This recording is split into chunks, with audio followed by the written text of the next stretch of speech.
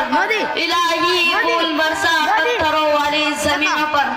جہالت ہی نہ رکھا ہے صداقت کے خلاف ان کو, جہالت ہی نہ رکھا ہے صداقت کے خلاف ان کو, بیچارے بے خبر انجان ہے کر دے معاف ان کو.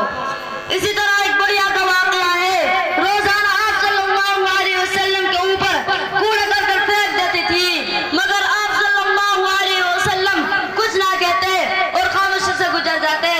ایک دن وہ بیمار پڑی تو آپ صلی اللہ علیہ وسلم نے اس کے بارے میں دریافت کیا.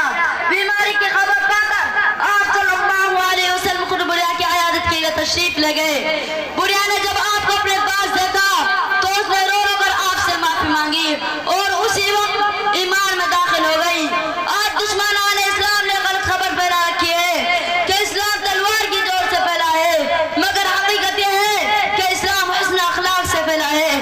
ایک حدیث میں آپ صلی اللہ علیہ وسلم نے فرمایا, جس کا مفہوم یہ ہے کہ مفلس وہ نہیں ہے جس کے پاس روپیہ پیسہ اور مال و دولت نہ ہو, بلکہ مفلس وہ ہے جو قیامت کے دن بہت ساری نمازیں, روزے, زکوٰۃ, حج اور تلاوت و تسبیح کا ذخیرہ لے کر حاضر ہوگا, مگر کسی کو گالی دی ہوگی, کسی کو برا بھلا کہا ہوگا, کسی کا حق دبایا ہوگا.